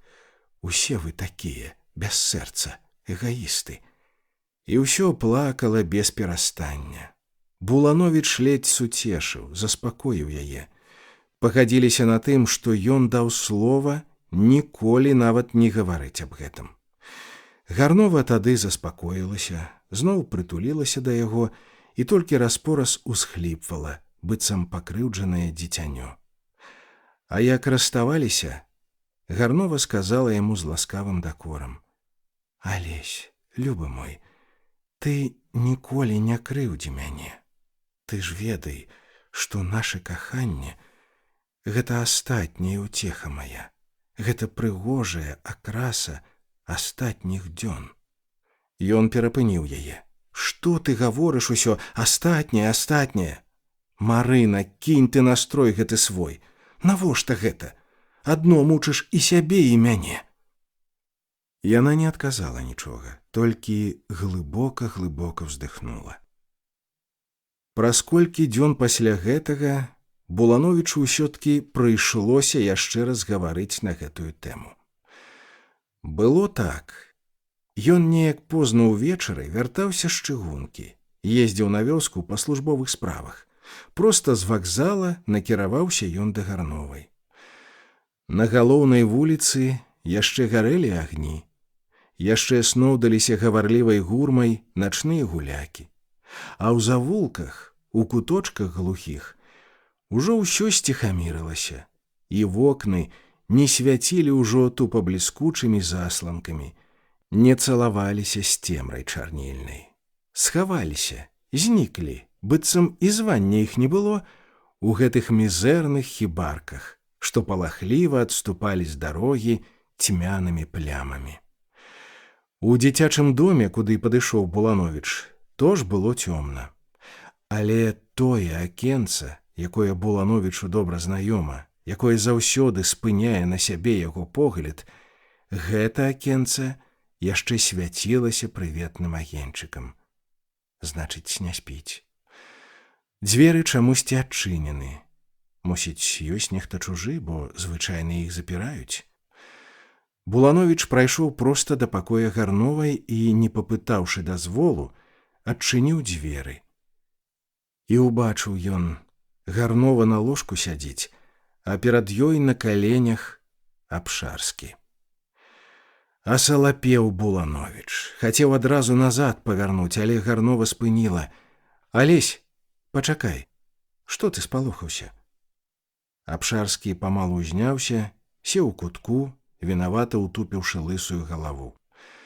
Булановіч не разумеў нічагутка. Глядзеў дапытліва ў вочы Гарновай, чакаў тлумачэння. Яна засмяялася. Ну ты чаго глядзіш так, быццам цябе аглушылі? Ці мо цябе здзівіла гэтая сцэна, га? Я табе зараз скажу. Мой паважаны рыцар сёння чэпіцца да мяне цэлы вечар. Усё просіць, і ведаеш аб чым? Згадай. Аб тым, каб я за цябе замуж пайшла. Ты, пэўна, і не знаў, што маеш гэткага добрага свата? Булановічу прыкра неяк стала. Дасада ўзнялася на Абшарскага. Што яму трэба? Чаго ён гэтак турбуецца? Чаго назаляе вечна? Лезе з сваімі паслугамі. І ведае ўсё гэты нязначны, недалужны чалавек. Усё прыкмячае, аб усім дазнаецца, быццам цень нейкі, сочыць усюды, за ўсім. Булановіч нічога не адказаў Гарновай, і на колькі хвілін запанавала цяжэрная маўчанка. Потым Абшарскі загаварыў. Гаварыў вінаватым голасам, быццам хацеў перапрасіць Булановіча, выпраўдацца перад ім. Я гаварыў аб тым, аб чым калісь вам казаў, таварыш Булановіч. Я зычу толькі добра. Я хачу, каб Марына Паўлаўна была шчаслівая, каб яна не пакутавала. Раптам Гарнова ўзлавалася. Якое вам дело? Хто даў вам права аба мне клапаціцца? Я маю свядомасць і сама ведаю, што трэба рабіць. Яе голас дрыжэў. У вачах гарэлі, пераліваліся аганькі гневу. Абшарскі моўчкі ўзняўся. Марына Паўлаўна, паверце мне, што я ніколі не хацеў вам зрабіць што благое. Усё, што мучыць вас, мучыць не менш і мяне. А мо яшчэ больш, бо я... І не даказаў. Выйшаў шпарка з пакоя. Высокі, суталаваты, нязграбны. Пакінуў за сабою ўражанне нейкай напятасці, нялоўкасці. У Булановіча цяпер не было ўжо ані крушыпачкі злосці. Замест таго жаласць з'явілася да беднага Абшарскага. Ён сказаў Гарновай з дакорам: «Нашто ты так з ім? Ён жа так любіць цябе. Яму ты даражэй за ўсё». Я знаю гэта, Алесь, але з часам не хапае цярплівасці. Назаляе гэта маўклівае каханне, нуду наганяе. А часам злосць возьме, тады і пакрыўдзіш яго нізавошта. Але глупства, пасля ўлашчыцца. У той вечар не было паміж Булановічам і Гарновай звычайнай блізкасці, звычайнай ласкі. Гарнова была далёкая нейкая, чужая.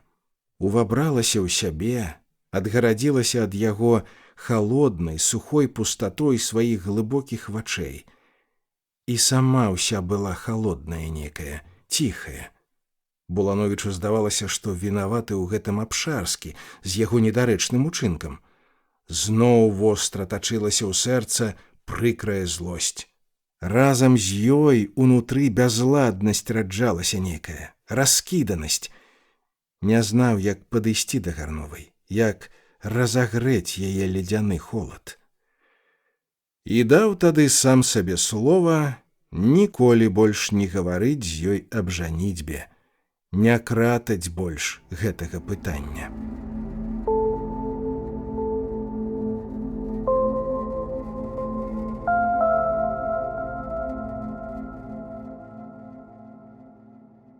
Частка 8. Прайшло 2 тыдні. Булановічу яны праляцелі бліскавіцай маланкай.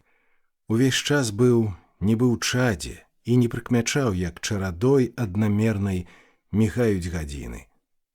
Аддаўся цалком пачуццю, утапіў ім усю істоту сваю, ачмуціў свядомасць ружовым туманам.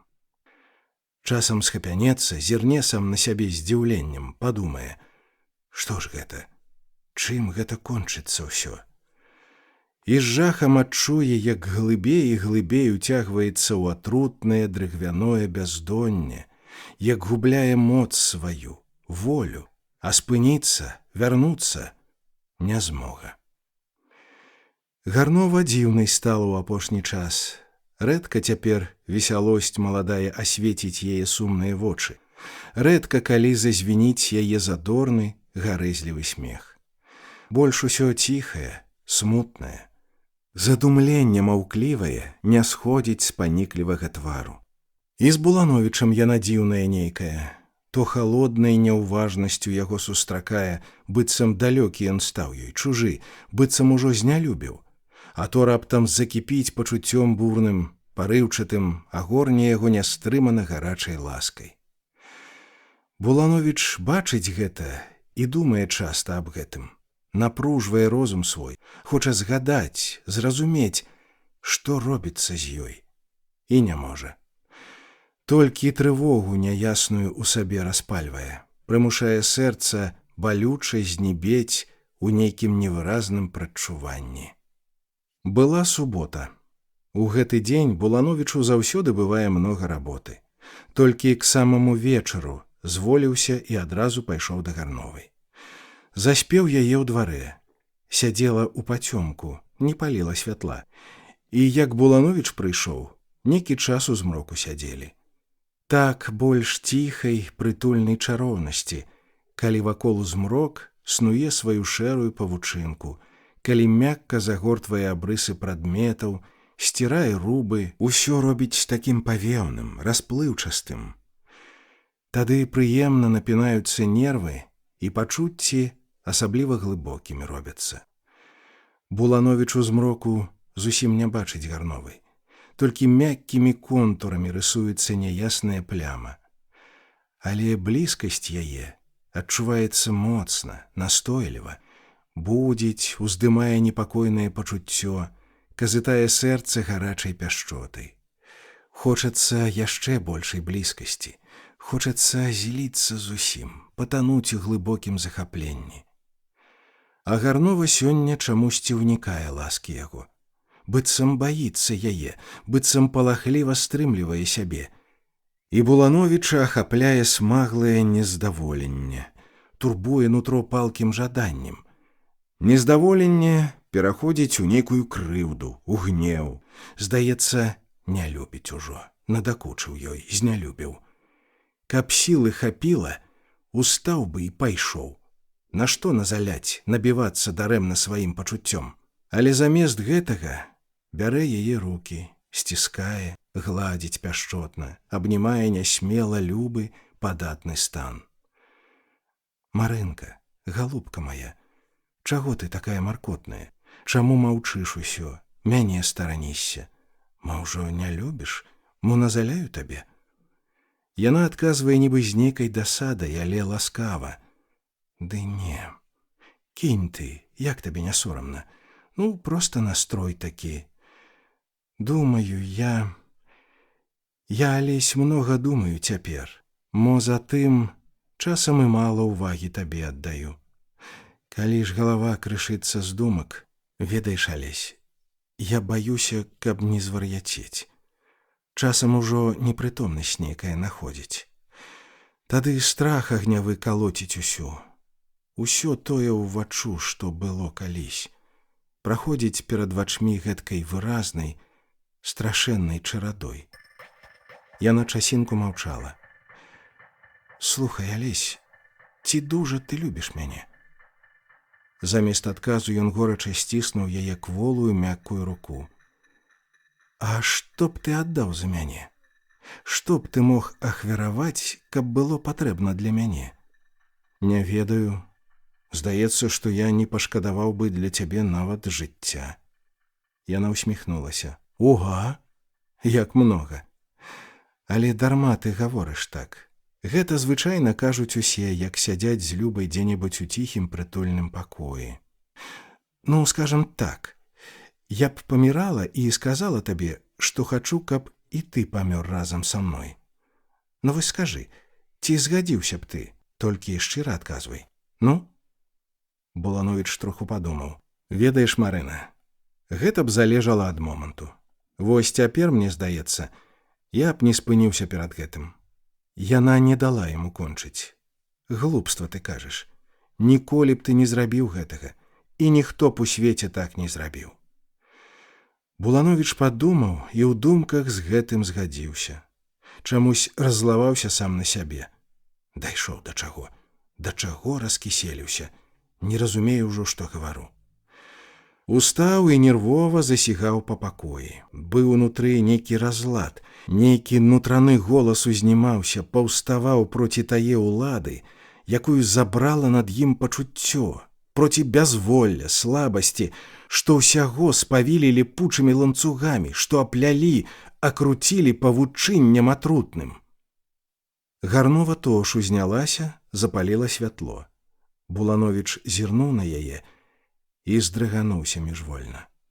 Убачыў твар, працяты адчайнай, бязмернай мукай.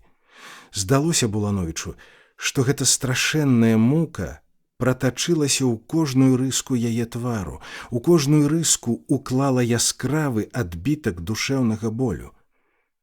Яна села за стол, застыгла ў ціхай нерухомасці.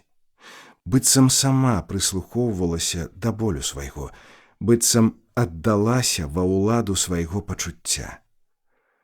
А Булановіч гарэў непакойным агнём глыбокага жалю.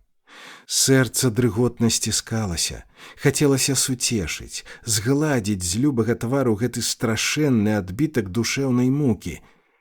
Але слоў не было, не знаў, што сказаць.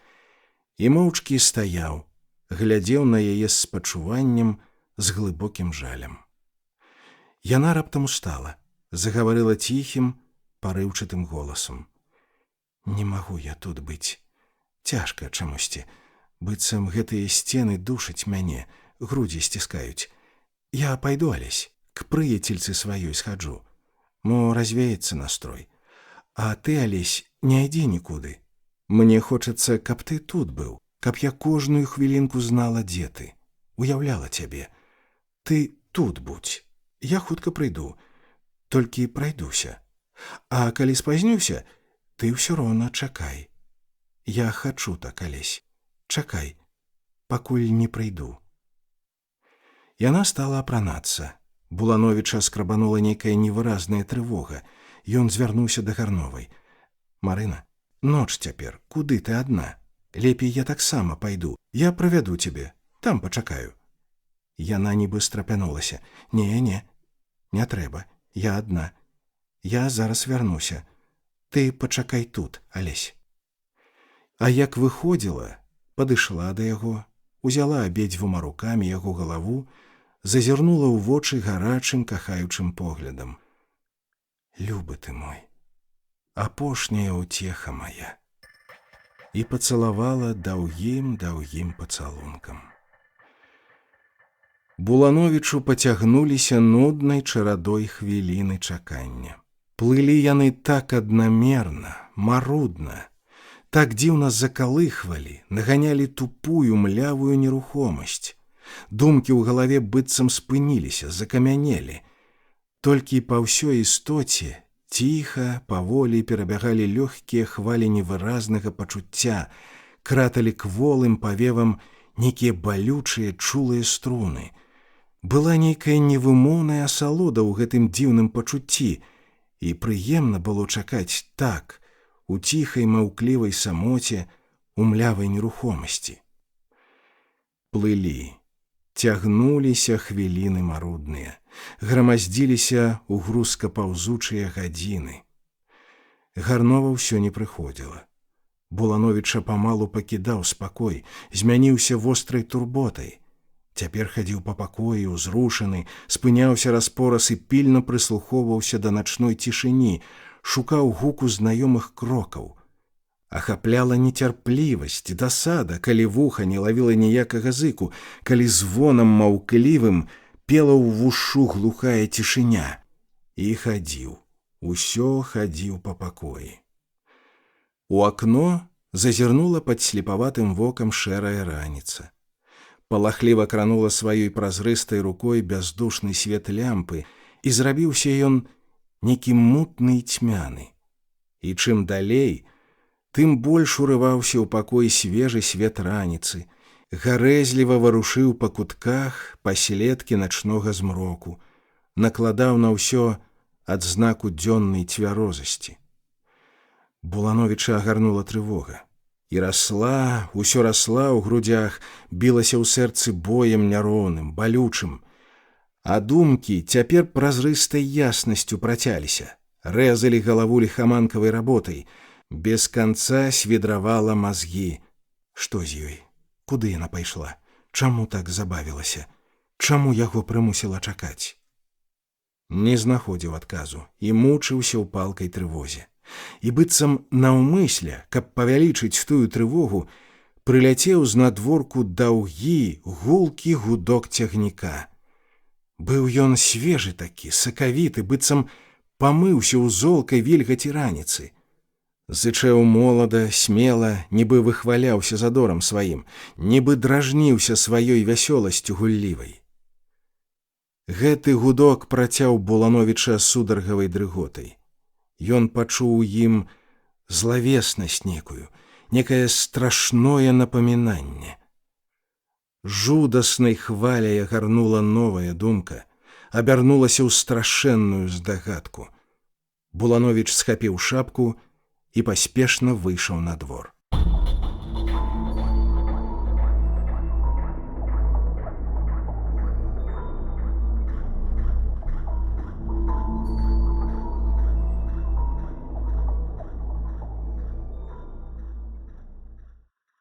Частка 9.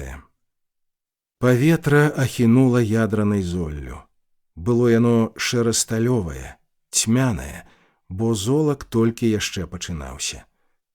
Ціха было, але ва ўсім адчувалася нейкая жывая напружанасць. Быццам начны спакой працінаўся памалу яшчэ стрыманай энергіяй, і пад навалам яе во-во ўжо гатоў быў рассыпацца ў сумятлівую дзянную рухавасць. І застыгла ў шэра-сталёвым паветры маўкліва-трывожнае чаканне. Булановіч шпарка пасігаў па вілаватых завулках. Свежасць раніцы не заспакоіла, а яшчэ больш нервы завастрыла.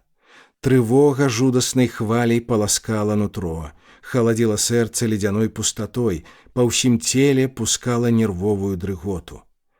Уваччу жывой плямаю стаяла Марына, такая, якою была ў апошнюю хвіліну.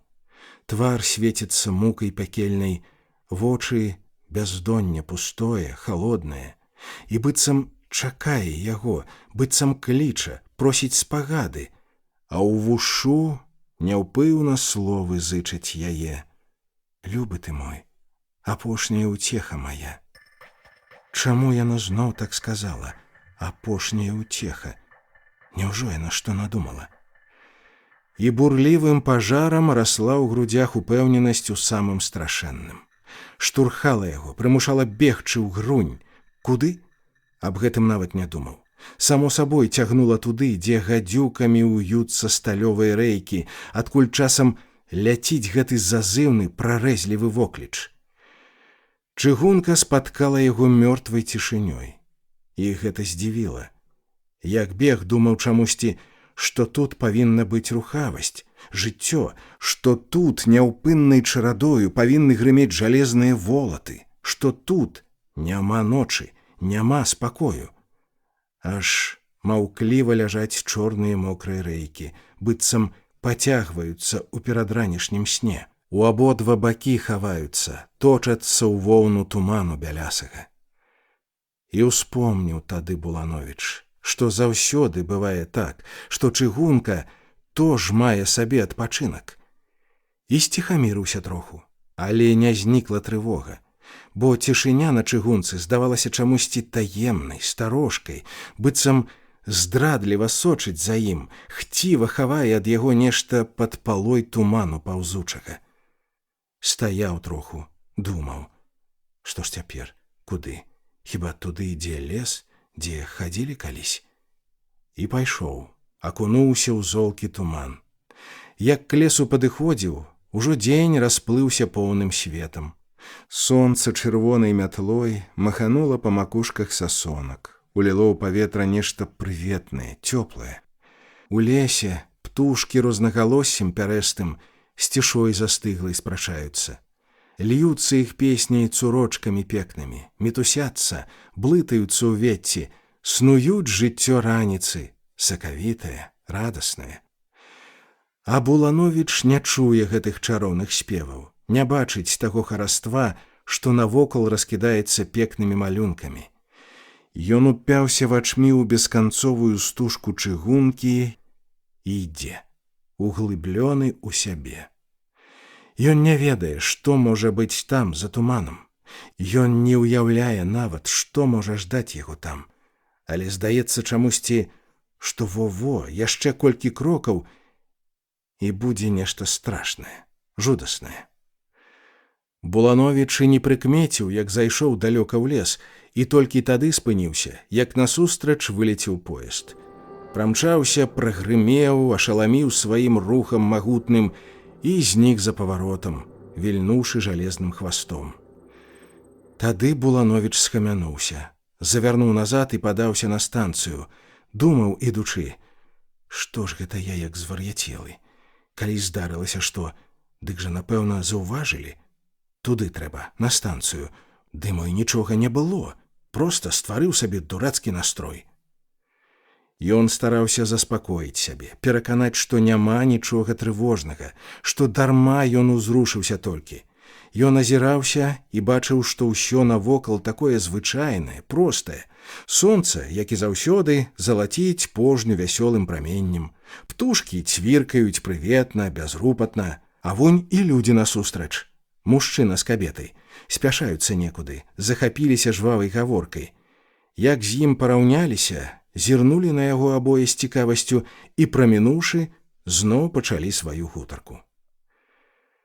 К вакзалу падышоў Булановіч зусім заспакоены.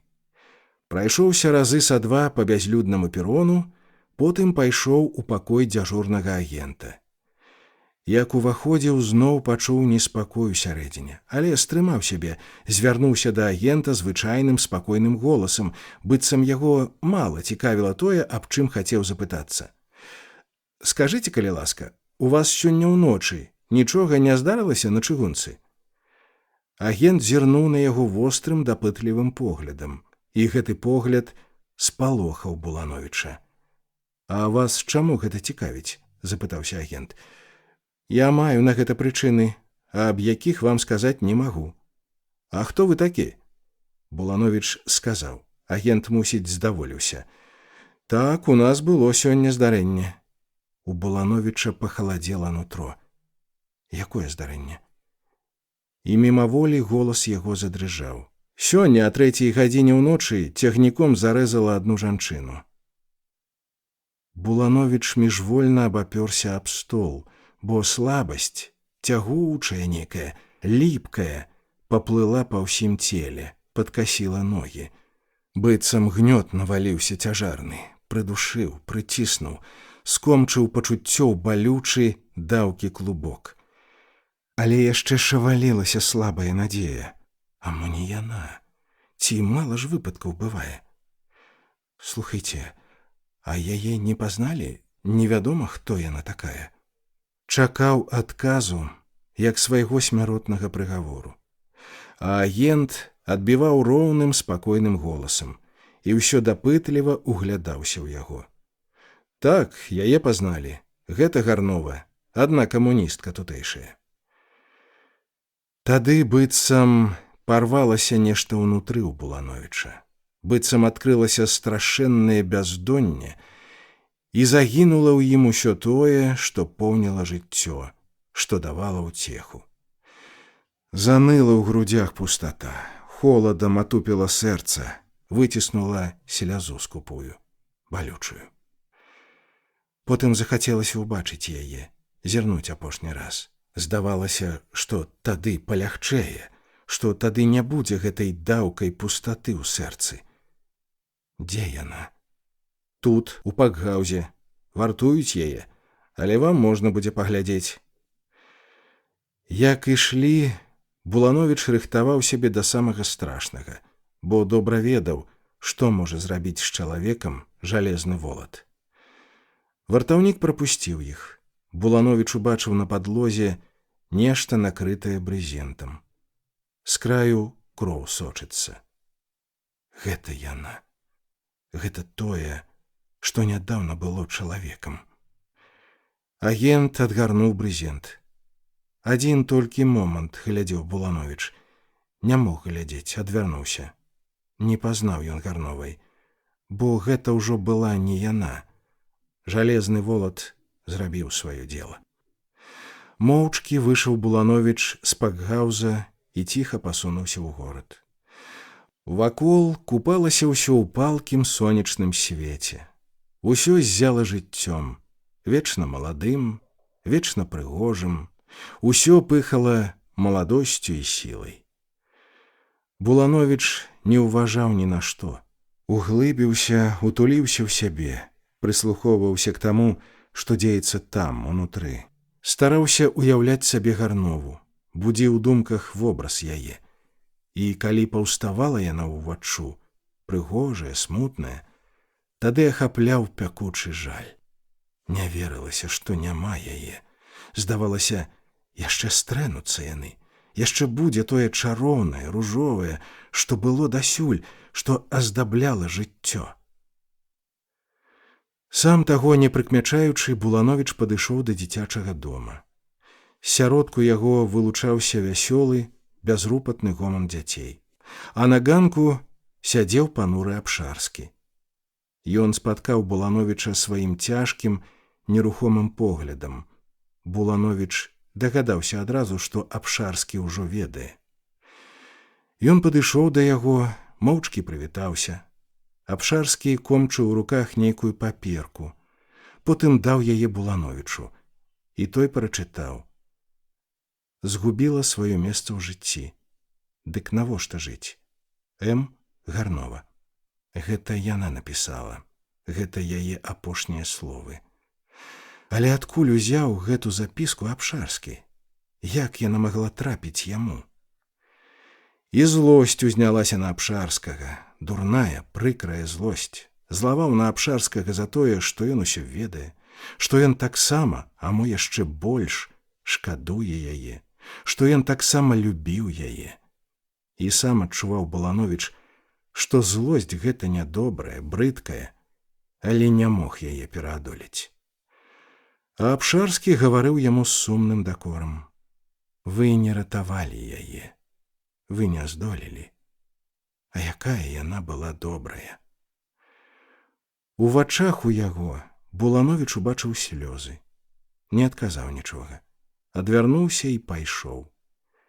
Ішоў усё шыбчэй, шыбчэй, быццам хацеў уцячы ад гэтага недарэчнага чалавека, ад гэтага дома, ад усяго таго, што перажыў тут, што асадкам гнілым асела на сэрцы.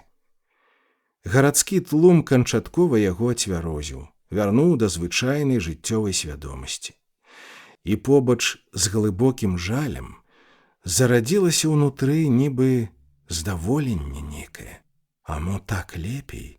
Для яго лепей, бо разарвала тыя ліпучыя путы, павучынне тое атрутнае, што хмелем спавівала волю яго, што цягнула ў прыгожую, але грузкую, дрыгвяную багну. І лягчэй рабілася на сэрцы.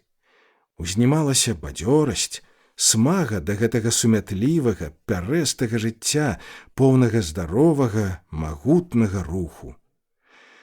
А тое, што было, адлятала некуды ўдалеч, здавалася даўно-даўно прамінулым, ахіналася туманам зыбучым.